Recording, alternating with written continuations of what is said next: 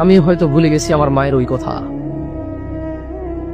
যখন আমি পেশাবে শুয়েছিলাম তিনি পরিষ্কার না করলে আমার উপায় ছিল না সেখান থেকে সব। হয়তো আমিও ভুলে গেছি,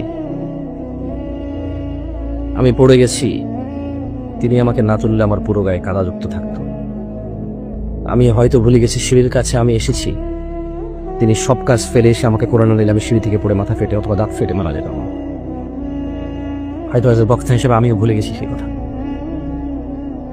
যে আমার মা নিজের জন্য ডাল আর ভাতের ব্যবস্থা করে আমার জন্য গরু দুধের ব্যবস্থা করেছিল যাতে আমার পুষ্টি হয়। হয়তো আমি ভুলে গেছি আমার দাদির সাথে ঝগড়া করেছে আমার মা শুধু আমার খাবার নিয়ে। হয়তো আমি ভুলে গেছি আমার বাবা বেকার ছিল, আমার জ্যাঠা জেঠিরা কথা শোনাইতো, আমার মা চুপচাপ কাজ বেশি করে করতো যাতে একটু বাড়তি খেতে পারে, আমি বাড়তি দুধ পাই। হয়তো আমি ভুলে গেছি, আমি আপনাদের কথা বললাম না, হয়তো আমি ভুলে গেছি আমাকে ভালো মাদ্রাসা স্কুলে পড়ানোর উদ্দেশ্যে আমার মা মন মতো, ওনার যখন যুবতী ছিল কত কিছু খেতে ইচ্ছে করতো, ওভাবে খাইনি, কত সুন্দর করে চলতে ইচ্ছে করতো, ওভাবে চলেনি। 5 ভাই ছিলাম আমরা, হয়তো কারো 7 ভাই, কারো 8 ভাই, কারো 4 ভাই। ভুলে গেছি সেদিনের কথা, যেদিন পেশাব করতে গেলে ভয় লাগতো মা ছাড়া।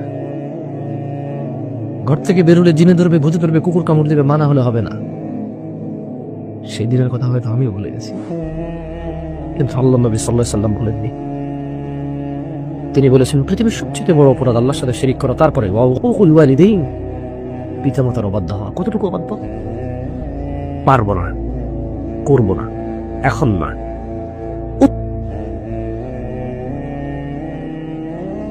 এইটা পর্যন্ত অবাধ্যতা। কত বৃদ্ধা এখনো ঘরে শুয়ে আছে, ছেলে ঘরে ঢুকে ঠিকই তার বাচ্চার মুখে চুমু খায়, তার মাকে দেখতে যায় না, পাশের রুমেই মা। কত বৃদ্ধ এখনো আজকে এখানে আসতে পারেনি, ছেলে চাইলে তার বাপকে কোলে করে নিয়ে আসতে পারত।